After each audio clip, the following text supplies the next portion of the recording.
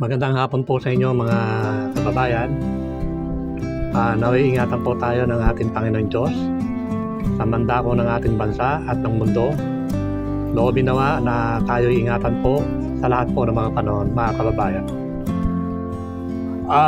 Ito po ay episode number 48. Tungkol po doon sa pag-file ko po ng COC on October 1 para sa pagkasenador po, mga kababayan. At yung aking mga reaction tungkol dun sa mga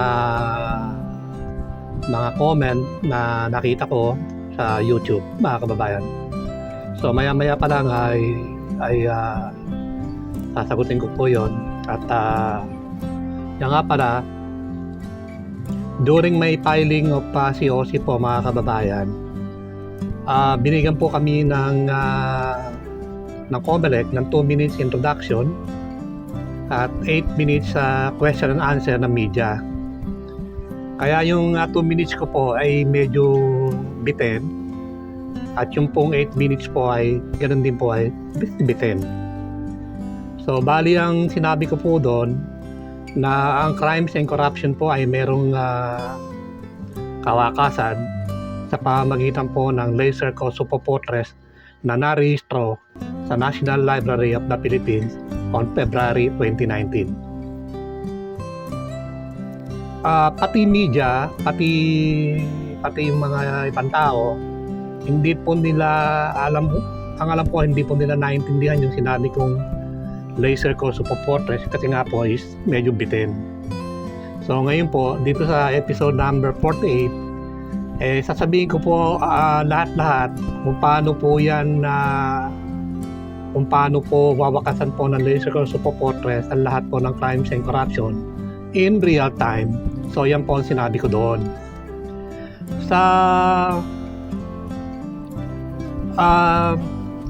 Doon po sa medyo nag-comment sa akin na kasi nga binanggit nga ako doon sa kahuli-huli ng aking introduction na kahit nasa kagubatan kayo at merong illegal drug transaction, kahit po ng tao doon, makikita po kayo ng gobyerno. So doon po, pinutol na ako ng COMELEC at pumunta nga sa question and answer. So sasagutin ko po yung isa sa nag-comment sa akin sa YouTube. Medyo may pagka-advance po kasi yung laser Kosovo portraits. Sa totoo lang po, ito po ay technical at more than 50 years in advance. Kaya nga po siguro na hindi naintindihan ng ating nag-comment doon na sabi niya, paano mangyayaring magkakaroon ng illegal transaction sa kagubatan, wala namang nakakita, makikita ng gobyerno. Ganito po yun, mga kababayan. Yung laser Kosovo portraits po, yan po ay parabola. So ang ibig sabihin po yan, cashless environment po ang tinutukoy po dyan, mga kababayan. So maaaring hindi kaila sa inyo na tayo po, ang iba ay gumagamit na po ng cashless. Pero mas naiiba po itong laser Kosovo portraits o yung cashless environment na tinutukoy ko kumpara po doon sa cashless. Kasi nga po, yung cashless, convenient purposes lamang po yun. Pero yung tinutukoy ko pong cashless environment, bukod sa total convenience, ito po ay magwawakas po sa crimes and corruption. Paano po? So, ang mangyayari po dyan, mga kababayan, kung ako po ay papalarin na makapasok sa COMELEC at manalo po tayo biglang senador, isa sa batas po yung concept po ng laser Kosovo portraits o yung tinatawag na cashless environment. Meaning, isa sa batas po yan at aalisin na po ang pera o yung physical money. Kasi nga po, ayon sa Bible, love of money is the root of all evil things. So natuklasan ko na po yung karunungan na yan na po pwede palang alisin ang pera upang wakasan po ang crimes and corruption, mga kababayan. So kung tayo po ay magiging cashless environment na po, mga kababayan, so lahat po ng mga tao ay magkakaroon po ng mga sarili-sariling bank account. So ibig sabihin po yan, nakarehistro po yan sa mga bangko at sa gobyerno. At magkakaroon din po tayo ng Department of Good and Truth na ang ibig kong sabihin, kung halimbawa, nagkaroon po kayo ng illegal drug transaction sa kagubatan na wala naman nakakakita, yung pong transaction na gagawin ninyo, yung po ay wireless. So, magkakabayaran po kayo doon sa kagubatan sa pamagitan po ng wireless. So, ibig sabihin cashless. So, ibabato po yan, ide-debit po kayo niyan sa bangko at yung isa naman makikredit. So, yung buyer, mababawasan siya ng pera kasi nga bumili siya. Tapos, yung isa naman, makikredit, mga kababayan. So, ganyan po ang mangyayari. Kaya sinabi ko po, yung kagubatan, kahit magkaroon po kayo ng transaction doon at walang nakakakita, ay makikita po ng gobyerno yun. So, ibig sabihin, since tayo po ay cashless na, so ang gagamitin nyo po dyan is smartphone to smartphone transaction. Okay? Or using your debit card. So, ang mangyayari po dyan mga kababayan, smartphone to smartphone transaction. So, ang isa po made-debit, make-credit. So, since meron po kayong mga legitimate bank account, so papasok po yun sa inyong mga bangko, pati yung buyer, pati yung seller. So, makikita po ng gobyerno in real time na nagkaroon po kayo ng bilihan ng illegal drugs. So, ano ang ibig sabihin? Pagdating nyo po sa bahay, ora mismo po, in real time, dadamputin na lamang po kayo ng ating law enforcement agency at kayo po ay huhulihin at ikukulong. So, ganyan po kadali, kasimple, kung paano po wawakasan yung sinasabi kong crimes and corruption. Everything is documented in real time sa buong population at landmass po ng bansa. So, yan po ang ibig ko sabihin. Doon po sa kagubatan na meron transaction, yan po ay makikita ng gobyerno sa pamamagitan po ng wireless transaction po, mga kababayan. Since hindi na po iiral dyan yung tinatawag na palitan ng pera, kasi po, ang pera po kasi ay hindi po nate-trace. Kaya nga, patuloy ang illegal drugs transaction sa buong bansa. Hindi po yan masawata kasi nga po ang pera ay hindi po matrace. So kahit gano'ng kalaki po yan, 100 million o billion, pati po yung mga manufacturing yan, distribution, at yung pagbebenta nga po at pati user, hindi po yan matrace ng ating gobyerno. So ibig sabihin, sa Laser Consumer Fortress or cashless environment, yan po ay kayang-kayang wakasan po ng ating Laser Consumer Fortress, mga kababayan. Actually, kapag pinairal na po yan, yung cashless environment, actually hindi na po kayo pupunta pa talaga sa tinatawag na transaction eh. Kasi nga po, alam nyo naman na kasi nga po, bago i-implement po ng gobyerno yan, lahat po ng tao dadaan po sa seminar, dadaan po yun sa media, ipaalam po yun sa lahat ng tao sa buong Pilipinas na tayo po ay paiiralin po ang cashless environment sa ganong taon o buwan, mga kababayan. Kaya nga po yan, bago i-implement, alam nyo na kayo ay mahuhuli once na ginawa po ninyo ang mga paglabag, mga kababayan.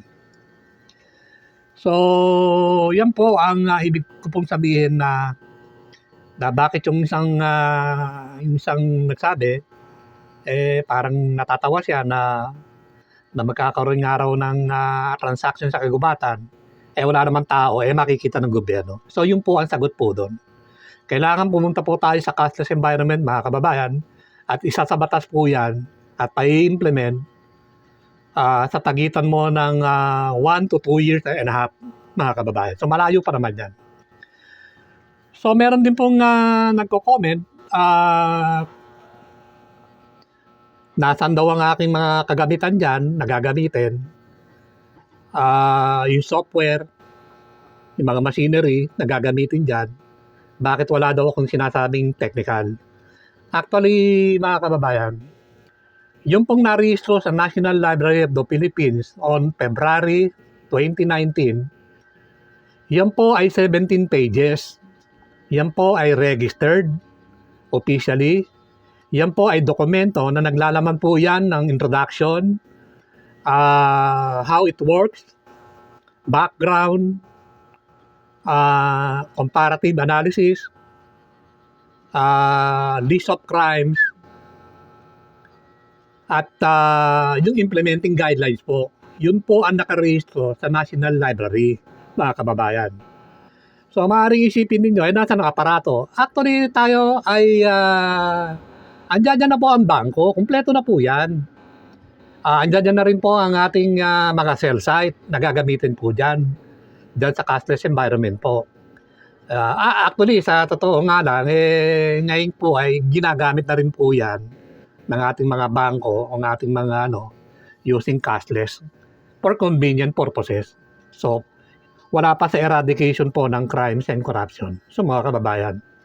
Kaya nga, kailangan pong i-formalize yan o isa batas para mga tao is alam po nila na tayo po ay pupunta sa cashless environment na hindi na po tayo hahawak po ng physical money. Na alam nyo naman na yung physical money, yan po ay ugat ng lahat po ng kasamaan po dito sa ating bansa at hindi lamang po sa atin at pati sa buong mundo, mga kababayan. So ano pa po ang pahihintuin? Kasama po dyan ang tinatawag na yung corruption. Ganun din po ang magiging senaryo. Once na tumanggap po ng pera ang isang servants of government o kahit sino, mapapribado o mapapublic, makikita po ng gobyerno yun kasi pag nga po, magkakaroon po ng debit credit transaction papunta po sa inyong mga bank. At yung pong inyong mga transaction ay ibabato po yan sa Department of Good and Truth na kasama po sa creation ng Laser Kosovo Fortress, mga kababayan. So, napaka-advance po nito, mga kababayan, at napakalaki po ng application. So, napakahirap pa, pero pwede ko namang sagutin yan, mga kababayan. Napakalawak po ng application.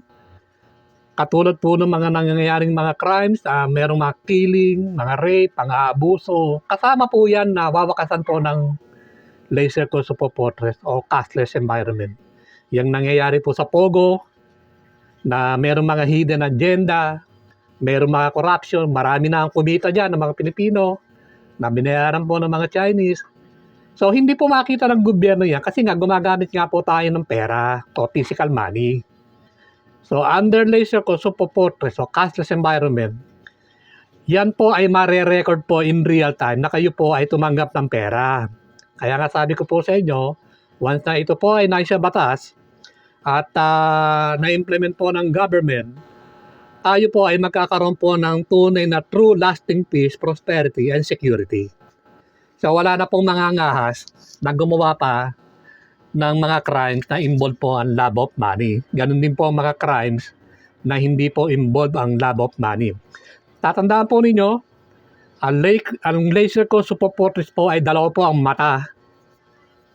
At tatandaan nyo rin po ang ating mga batas ay pawang nangungusap lamang at hindi po siya nakakakita in real time ng mga paglabag po ng mga paglabag po sa mga batas, mga kababayan.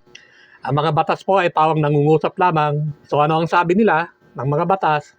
Ang sabi, huwag kang papatay, huwag kang magnanakaw, huwag kang magbebenta ng illegal drugs, huwag kang mangungurap. So yun ang sabi ng batas. Ang problema po sa ating mga batas, sila po ay pawang nangungusap lamang. Kaya nga nangyayari, malakas ang loob na gumawa ng mga taong lumalabag sa batas kasi nga po hindi po sila nakikita. Kaya nga patuloy hanggang sa hindi sila nauhuli. Kaya patuloy po ng patuloy sa paggawa po ng mga paglabag. So under Laser Kosovo Fortress po, hindi na po kayo mangangahas na gumawa pa ng mga paglabag sa mga batas o gumawa pa ng mga crime. Kasi alam nyo naman in real time, makikita po ng gobyerno ang mga gagawin po ninyo before and after the crimes, mga kababayan. So yun lang po muna, mga kababayan, at sa ibang pagkakataon, siguro sa episode number 49, ay sasagutin ko naman yung mga ibang komento ng ating mga kababayan. Ingat po tayo. Maraming salamat po.